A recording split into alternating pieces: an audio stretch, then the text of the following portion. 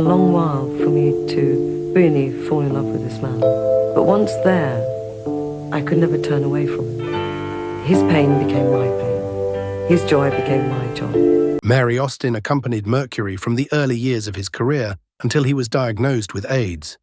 And at the age of 73, Mary Austin has spoken candidly about her special relationship with Queen frontman Freddie Mercury. But what are these revelations? What are the little-known aspects of the life of one of the greatest artists of all time? Let's find out.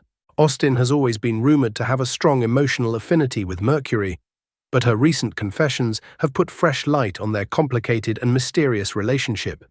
Mary Austin admits to herself that he was her soulmate at last. Austin admits that her love for Mercury is deep and lasting, even though their romance ended years before Mercury passed away in 1991. Their bond went much beyond a romantic one. It became one of lasting friendship and mutual regard, as her revelation demonstrates. As Austin considers her time spent with Mercury, she realizes that the two of them are more than just friends. What caused them to part ways? At this moment, why is Mary revealing her emotions? Come and delve into the intricate love connection between Mary Austin and Freddie Mercury as we uncover their undiscovered narrative. The early years of Mary Austin's life were marked by humility and hardship. Economic difficulties defined Austin's childhood. He was born in 1951 in the Battersea area of South London. A wallpaper trimmer, her father had a job that required him to do physical, often tedious work. The mother worked as a domestic for a small business, helping out around the house and providing clients with personal care. Living with two parents who were deaf was already difficult for Austin and his family. Austin witnessed a life of perseverance and strength as he grew up here. Freddie Mercury, whose real name was Farouk Bulsara in 1969, came paths with Austin when he was 19 years old. At the time, Mercury was 23 years old and going through a transformative phase in his life. Originally from the island of Zanzibar, now in Tanzania, Mercury and his family emigrated to England in the early 1960s in quest of economic opportunity. He was born in 1946. Mercury was working at a clothes stand in Kensington, a lively neighborhood famous for its diverse mix of art and fashion, when he met Austin. He had recently graduated from art college. Bieber, Austin's employer, was a legendary London clothes boutique that played a pivotal part in the city's groundbreaking style of the 1960s and 1970s. People from all walks of life, including those with musical aspirations, flocked to this business. The first time that Austin and Mercury came into contact with one another was in this fashionable environment. Because of a chance encounter, they were acquainted with one another, which marked the beginning of a profound and intricate friendship that would transcend their differences.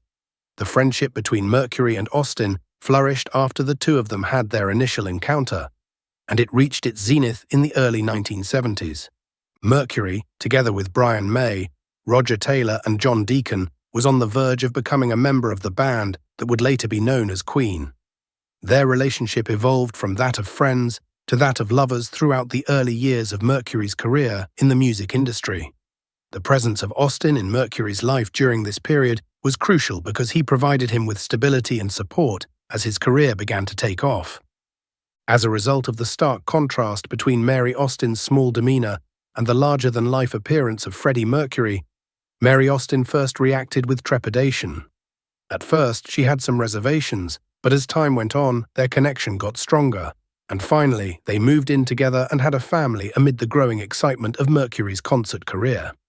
According to Austin, Mercury was different from anyone else she had ever been across in her life. His extraordinary self-assurance was a reflection of the great impact he had on her life. It was a striking contrast to her agonizing lack of self-assurance. This disparity, which at first glance would have looked to be threatening, was a factor that contributed to the development of their friendship. Mercury's flamboyant demeanor and charismatic presence stood in stark contrast to Austin's more modest and humble demeanor. She lacked the self-assurance that Mercury possessed, as Austin pointed out. Her feelings for him became stronger as they spent more and more time together, which led to the development of their enduring connection. It was remarkable how rapidly they could go from being acquaintances to becoming partners in a relationship. Is This the Real Life, authored by Mark Blake, has a story titled The Hidden Tale of Queen and Freddie Mercury. asserts that their relationship underwent a quick transformation. After dating for a very short period, Mercury and Austin decided to move in together. This unexpected turn of events did not come as a surprise to Mercury, who was well known for his rapid and intense interactions between people. Despite Mercury's aspirations, their humble beginnings were reflected in their small apartment living situation. They were both professionally and personally developing throughout the formative years of their relationship, which the apartment represented. While Mercury poured his heart and soul into his music career, Austin was there to steady him. They formed an unbreakable friendship via the common experiences they had in their cramped living quarters. Supporting and adapting to one another were key characteristics of their partnership. As Mercury's career took off, Austin played a pivotal role in helping him deal with the inevitable ups and downs of stardom. In those formative years, the combination of Mercury's outgoing self-assurance and Austin's more reserved nature provided a stable foundation.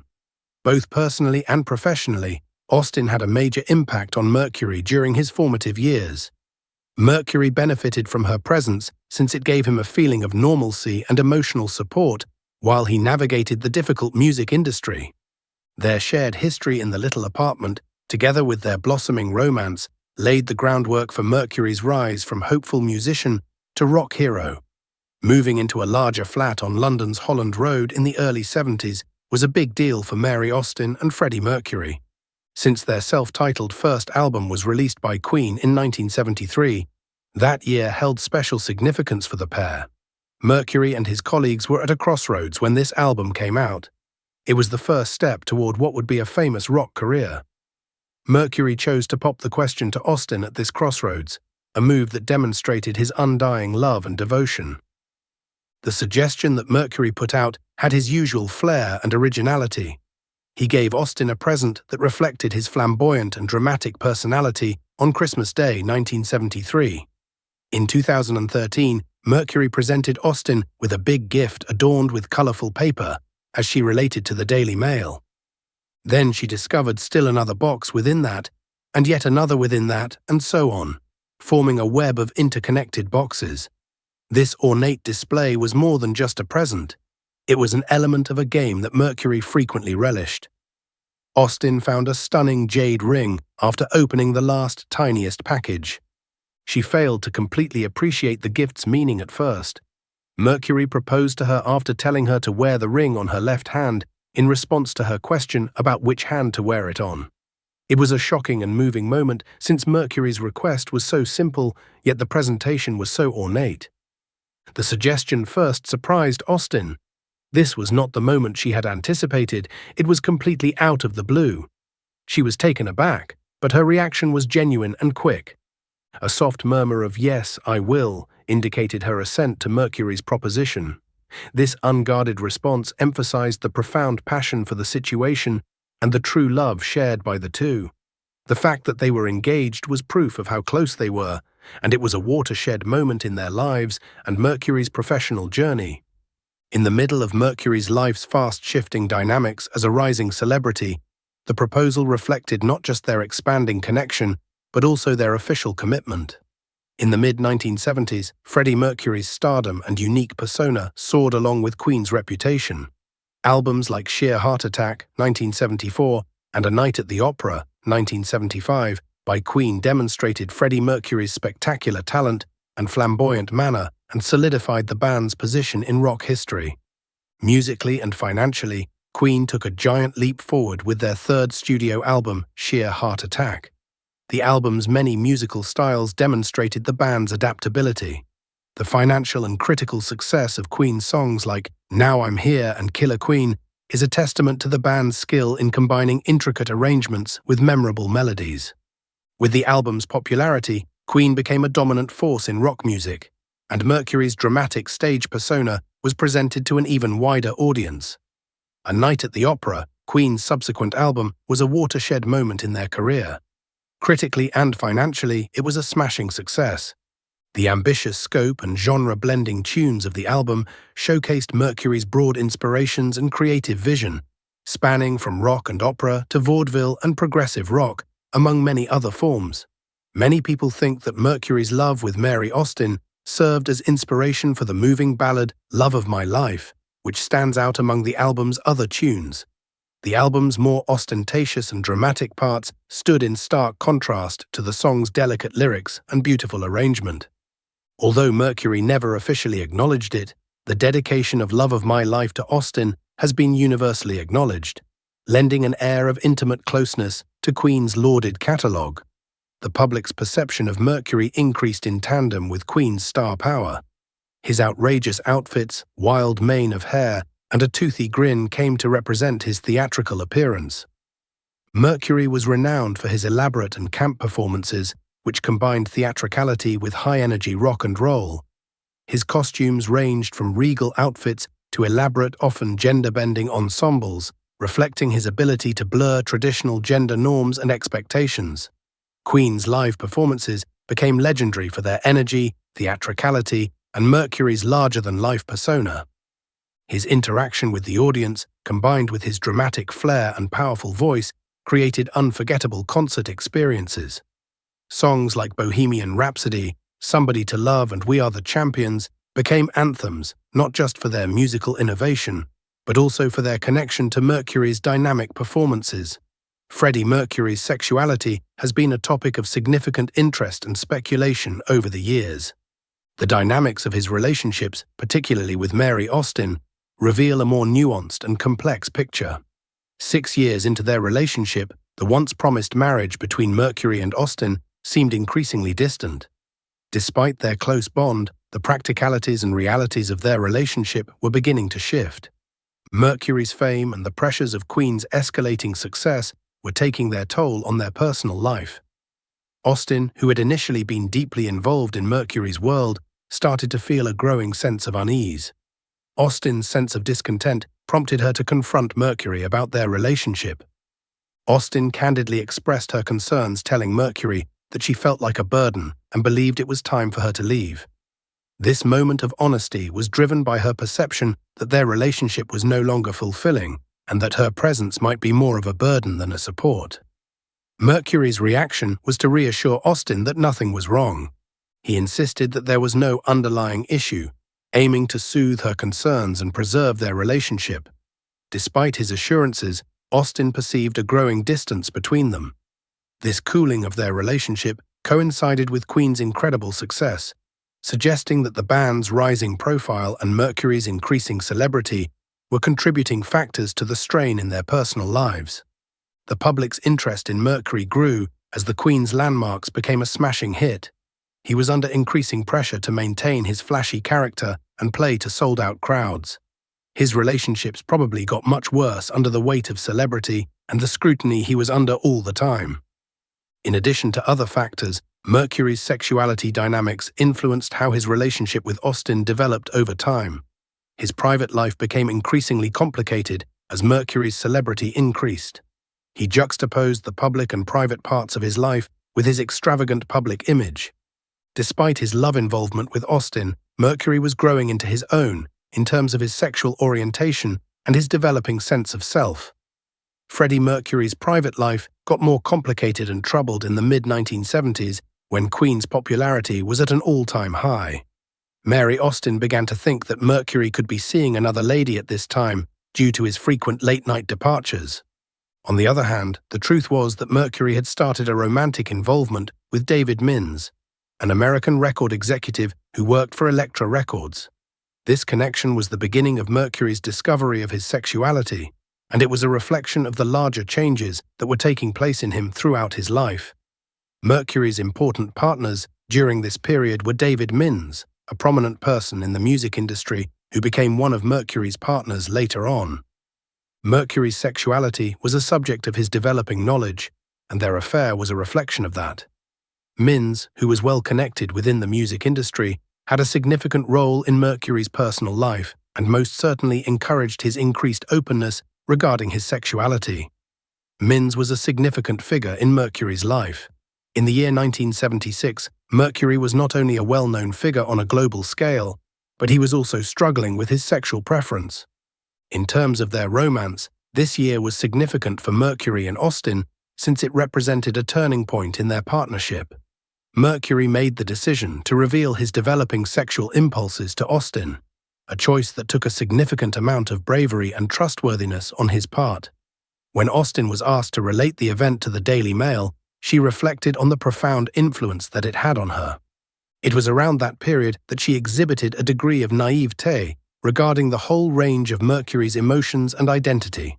Mercury's condition, which was worsened by the rising intensity of both his public image and his personal life, was not immediately clear to her. It took her some time to understand the truth of the situation. Mercury took a crucial step in his journey to reconcile his inner sentiments with his public image when he chose to come out as bisexual to Austin. This decision was a significant step for him. Although he felt relief and a sense of release after disclosing his sexual orientation, the session also brought to light the intricacies of his identity and the connections he had. The immediate reaction that Austin had to Mercury's announcement was one of astonishment and perplexity over the situation. Austin's understanding of Mercury's personality led her to conclude that he was not bisexual, even though Mercury himself identified as bisexual. The statement that she made to him was that she did not think he was bisexual, but rather that she thought he was gay. This comment made by Austin highlighted her profound comprehension of Mercury, as well as her acute nature in identifying the subtleties of his sexuality. The response that Austin provided exhibited a combination of being emotionally honest and having a practical grasp. There is a possibility that Mercury was struggling with his identity and the labels that society had placed on him. But Austin's perspective was founded on her long-term familiarity with him and the experiences that they had in common. The statement that she made brought to light a profound moment of clarity and confrontation that occurred between them. They reached a turning point in their relationship when they had a conversation regarding Mercury's sexuality, which ultimately led to the cancellation of their physical connection. Although Mercury had previously envisioned a future with Austin that included marriage, the news that he was involved in relationships with other men drastically changed the dynamics between them. Austin had been involved in relationships with other men. As Austin came to grips with Mercury's identity and the reality of his sexual orientation, this transition signaled the end of their love and physical connection. This transformation signified the end of their partnership. After their physical connection came to an end, Mercury took measures to ensure that Austin would continue to be comfortable and healthy. It was via his music publishing firm that he was able to acquire a neighboring apartment for her. Austin was able to preserve a degree of connection to Mercury through this gesture, which reflected his continuous care and dedication to her, although their romantic relationship had come to an end. This gesture not only offered stability for Austin's financial situation, their long-lasting regard and devotion for one another were demonstrated by the new living arrangement that they had made for themselves. Austin continued to play a vital role in Mercury's life and the wider Queen entourage even after the romantic side of their relationship came to an end. After first serving as Mercury's lover, she eventually became an essential component of the band's wider network of friends and family. To demonstrate the strong personal and professional links that she maintained with Mercury and the band, she joined Queen on their tours. In the late 1970s, there are images of Austin with Mercury and the band backstage during concerts, according to the biographer Mark Blake, who adds that these photographs exist. Even though Austin and Mercury were no longer in a relationship, their friendship and continuous support for one another continued over the time depicted in these photographs. Although they had ended their love connection, Austin continued to play a very important part in Mercury's life. She was an indispensable member of Mercury's entourage and, consequently, Queen's enlarged circle of friends and acquaintances. Her participation in the band was a manifestation of the profound connection she shared with Mercury and the way she played an important role in his life. Despite the tornado of celebrity and fortune that surrounded him, Austin's presence in Mercury's world served as a calming influence that helped to maintain equilibrium. The significance of their relationship was so great that Mercury frequently referred to Austin as his one and only genuine buddy. Mercury discussed the one-of-a-kind nature of his friendship with Austin on the occasion of an interview that took place in 1985 with Rolling Stone magazine. He made it clear that no one could ever take her place, referring to her as his one and only genuine friend and drawing parallels between their relationship and that of common-law marriage. Mercury stated that the fact that they both believed in each other was adequate for him. Mercury's tremendous degree of trust and closeness with Austin is shown in this statement, which describes their relationship. Mercury's feeling highlights the significance of Austin in his life, even though their relationship came to an end, which was romantic in certain aspects. Not only did she play the part of a former lover, but she also played the role of a loyal companion who had been by his side through a great deal of personal and professional successes and failures. The fact that Mercury recognizes Austin as his one and only genuine buddy illustrates the extent of the emotional connection that they have. In the middle of the turbulent world of celebrity, Austin was not only a big presence in Mercury's life, but he was also a source of stability and understanding for him. Mercury's profession and the music industry combined to create a hard climate in which true connections were difficult to come by. Mercury derived a sense of security from Austin's unflinching support and acceptance, which he placed a high value on. The seriousness with which Mercury considered their relationship is shown in the fact that he referred to Austin as his common-law wife. Mercury treated their relationship with the same amount of passion and dedication that one might anticipate from a married couple, although they were not officially married to one another. In light of this, it appears that Mercury placed more importance on the emotional and psychological components of their connection than he did on the conventional notions of marriage that are prevalent in society. Mary Austin continued to play a significant role in Freddie Mercury's life right up until the time of his passing. The demise of Mercury. For the years that followed their breakup, Mercury's life turned into a show of rock star hedonism. He entered a lifestyle that was defined by extravagant parties, substance abuse, and frequent sexual experiences as a result of Queen's huge popularity, which led to his career reaching heights that had never been encountered before. Mary Austin was Freddie Mercury's constant companion, despite his changing public image. She witnessed the highs and lows of Mercury's career, from the highs and lows of success to the lows of hardship. While Mercury lived a wild life, Austin built a life for herself, including becoming a mother to 2 sons from her marriage to artist Piers Cameron. Her 2 sons, Richard and Jamie, were born shortly after Mercury's death, and the bond between Austin and Mercury remained strong, even as she moved away from the world of rock stardom. Although they never married, Austin found happiness with businessman Nick Holford, but the marriage only lasted 5 years. Although their romance ended, Austin remained an important part of Mercury's life. She was not only a friend, but also an integral part of his management organization. In the final years of his life, as Mercury struggled with AIDS, Austin was a rock for him, providing emotional support during his most difficult times. In 1987, when Mercury was diagnosed with HIV, his health took a turn for the worse, and Austin was there for him, providing a sense of stability and comfort. Her presence during these times shows the important role she played in Mercury's life.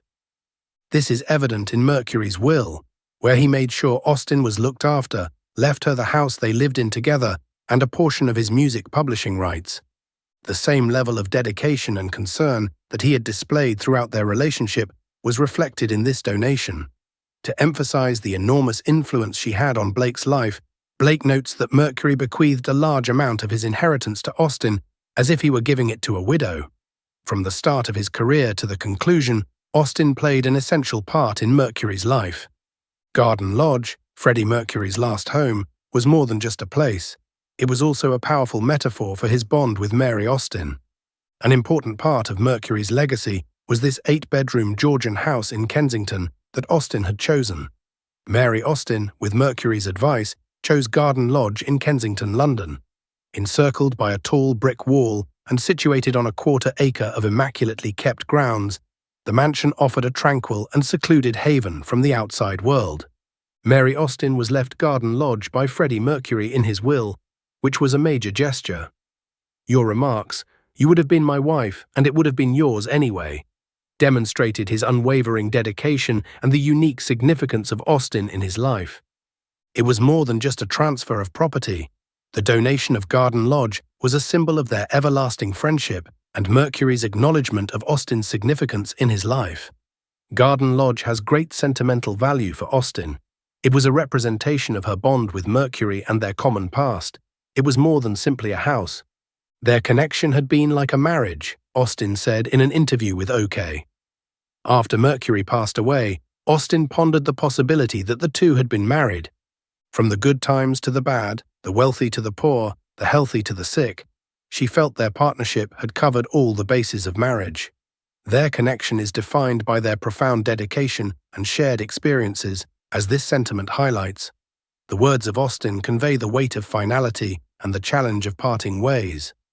They remained emotionally connected long after Mercury's death, a testament to how deep their love was, despite their physical separation. The memories of Garden Lodge and Austen's unwavering devotion to Mercury demonstrate how long-lasting their bond is. Even after Mercury passed away, Austen remained a resident of Garden Lodge, keeping it as a memorial to his life and the history they had. For Austen, the mansion became her own personal sanctuary, a location to hold dear the memories of Mercury while also feeling connected to her history. Mercury's battle with AIDS was kept largely hidden from the public, a decision that was influenced by both his personal preference for privacy and his fear of how the public might react. This choice was made with the support of Mary Austen, who was a constant presence in his life during his illness. Austen's commitment to preserving Mercury's privacy was integral to managing the public's perception and maintaining some semblance of normalcy in his life. Austen understood and respected Mercury's desire to shield his illness from public scrutiny. Austen's role in supporting this decision demonstrated her deep respect for Mercury's wishes and her understanding of the need to protect him from external pressures. One of Mercury's most significant requests was for Austen to handle his ashes according to his specific instructions. He asked her to collect his remains and place them in a private location that he wanted to remain undisclosed. After Mercury's death, Austen honored this request with great care. She waited for 2 years before quietly removing his ashes from Garden Lodge, the house where Mercury had spent his final days. The decision to keep the location of Mercury's ashes a secret was rooted in his concern about public obsession. Mercury was acutely aware of the potential for fans and the media to become overly intrusive, a concern that had manifested in the behavior surrounding the final resting places of other celebrities.